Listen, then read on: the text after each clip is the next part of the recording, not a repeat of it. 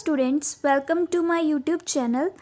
आज से स्टार्ट करें हम आरंभ बैच उन लोगों के लिए जो टारगेट कर रहे हैं CSIR, गेट एक्सेल या लेक्चरर कैडर, मास्टर कैडर या फिर MSc अपेयरिंग स्टूडेंट्स हैं उनके लिए। तो सबसे आज से हम स्टार्ट कर रहे हैं एनिमल फिजियोलॉजी। तो अगर आप जूलॉजी के स्टूडेंट्स हैं तो गुड, अगर आप बॉटनी या माइक्रोबायोलॉजी या बायोकेमिस्ट्री या बायोटेक्नोलॉजी के स्टूडेंट्स हैं या फिर अदर फील्ड्स के स्टूडेंट्स हैं तो उनके लिए भी ये बैच डिज़ाइंड है। हम बेसिक से एडवांस की तरफ लेके जाएंगे। और क्या आपको इसके लिए एक्स्ट्रा चार्जेस पे करने पड़ेंगे? तो नहीं, बिल्कुल भी नहीं। So let's start. सो आज जो है एंडोक्राइन सिस्टम हम पढ़ेंगे। इसमें हमने सबसे पहले ग्लैंड्स देखने हैं। Glands can be exocrine glands, endocrine glands. Exocrine glands को डक्ट ग्लैंड्स भी बोलते हैं, मतलब इसकी जो भी सिक्रीशंस होंगी वो डक्ट्स में जाएंगी। और जो एंडोक्राइन ग्लैंड है ये डक्टलेस ग्लैंड है, मींस सेल जो है जो भी अपने हार्मोन सिक्रीट करेगा वो सबसे पहले इंटरस्टिशियल फ्लूइड में जाएगा और डायरेक्टली आगे ब्लड इसको कैरी करेगा। नेक्स्ट आ जाते हैं हम हॉर्मोन्स के ऊपर। हॉर्मोन्स एक नॉन न्यूट्रिएंट केमिकल है, वो एक्ट करता है इंटरसेलुलर मैसेंजर की तरह। अब इसे नॉन न्यूट्रिएंट केमिकल क्यों बोला है? क्योंकि इससे हमें कोई एनर्जी नहीं मिलती। And they are produced in traces. अगर हम क्लास की बात करें हॉर्मोन्स की तो ये लिपिड सॉल्युबल भी हो सकते हैं और वाटर सॉल्युबल भी हो सकते हैं। अगर लिपिड सॉल्युबल की बात करें तो वो पानी में सॉल्युबल नहीं है और जो इसके रिसेप्टर्स हैं ये साइटोप्लाज्म में भी प्रेजेंट हो सकते हैं या न्यूक्लियस में प्रेजेंट होते हैं। लेकिन जो वाटर सॉल्युबल हार्मोन्स हैं ये जो है प्लाज्मा मेम्ब्रेन को क्रॉस नहीं कर सकते, इसलिए इसके रिसेप्टर्स जो हैं प्लाज्मा मेम्ब्रेन के ऊपर प्रेजेंट होंगे। Next, coming to the types of hormone according to its chemical nature. Hormones जो हैं वो स्टेरॉइड के फॉर्म में हो सकते हैं, मींस कोलेस्ट्रॉल के बने हों। इसमें आ जाता है टेस्टोस्टेरोन, एस्ट्रोजन, प्रोजेस्टेरोन और या फिर एड्रिनल कॉर्टिकल हार्मोन्स। और या पेप्टाइड हार्मोन्स हो सकते हैं। पेप्टाइड हार्मोन्स जो हैं पेप्टाइड चेन से बने होंगे, जैसे इंसुलिन या ग्लूकागोन या फिर अमाइनो एसिड डेरिवेटिव्स हो सकते हैं। थायरॉयडल हार्मोन्स इसकी एग्जांपल, या मिसलेनियस, मतलब किसी भी इन सबको छोड़ के किसी भी चीज़ से बने हो, फैटी एसिड चेन से बने हो। इसमें आ जाते हैं प्रोस्टाग्लैंडिन्स या साइटोकाइनेंस। अगर बात करते हैं अब सबसे पहले पेप्टाइड हार्मोन्स या प्रोटीन हार्मोन्स की, इनकी सिंथेसिस होती है रफ एंडोप्लाज्मिक रेटिकुलम जैसे कि बाकी प्रोटीन्स की होती है वैसे। पहले ये इनिशियली होते हैं प्री प्रो हार्मोन्स की फॉर्म में, फिर ये जो इसके अंदर क्लीवेज होती है ये प्रो हार्मोन्स में कन्वर्ट हो जाते हैं। और ये जो प्रो हार्मोन्स हैं ये भी इनएक्टिव फॉर्म है। इसकी फर्दर प्रोसेसिंग गोल्जी ऑपरेटस में होती है और गोल्जी बॉडी में ही ये पैकेजिंग इनकी होती है।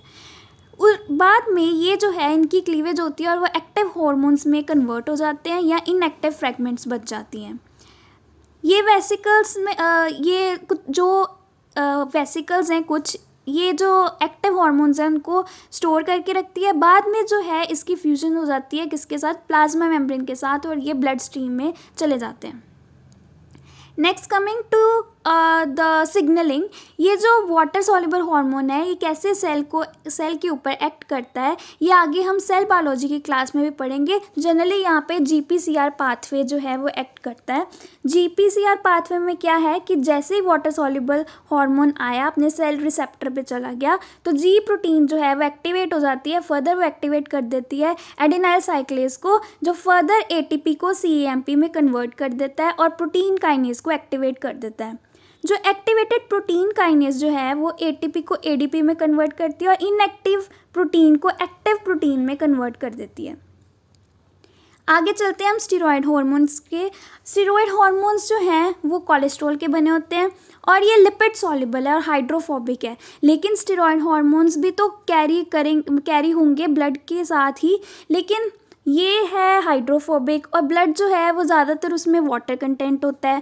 तो कुछ ऐसे कैरियर मॉलिक्यूल्स जो हैं इनको कैरी करते हैं, पर्टिकुलर सेल के पास लेके जाते हैं, तो उनको बोलते हैं steroid binding proteins. For example जो ये टेस्टोस्टेरोन है इसको कैरी करने के लिए sex hormone binding globulin use होता है, और जो प्रोजेस्टेरोन कॉर्टिसोल है उसको कैरी कौन करता है? ट्रांसकॉटिन। ठीक है, नेक्स्ट हम चलते हैं रेगुलेशन। अब इसकी रेगुलेशन कैसे होगी? स्टार नाम की चीज़, इसे बोलते हैं स्टीरॉयडोजेनिक एक्यूट रेगुलेटरी प्रोटीन, जो है इसकी बायोसिंथेसिस की रेगुलेशन में हेल्प करता है। कैसे? कोई भी एक्स्ट्रा सेलुलर चीज़ें, एक्स्ट्रा सेलुलर सिग्नल्स जो हैं, हार्मोन्स भी हो सकते हैं, ग्रोथ फैक्टर्स भी हो सकते हैं, साइटोकाइनिन्स भी हो सकते हैं, वो अपने अपने रिसेप्टर्स पे जाके बैठ जाता है और एक्टिवेट कर देता है काइनेसिस को। फिर काइनेसिस फर्दर स्टार को एक्टिवेट करता है, जो आउटर माइटोकॉन्ड्रियल कॉम्प्लेक्स में बैठे होते हैं स्टीरॉयड्स को, इन्हें इंटर माइटोकॉन्ड्रियल जो जगह है वहाँ पे रिलीज़ कर देता है, मेम्ब्रेन के ऊपर रिलीज़ कर देता है। फिर आगे फर्दर स्टीरॉयड्स बनते हैं, और स्टेरॉइड्स जो हैं कैसे बनेंगे? वो इनका जो प्रिकर्सर मॉलिक्यूल होता है वो होता है कोलेस्ट्रॉल, जो फर्दर प्रेग्नेलॉन बनाता है।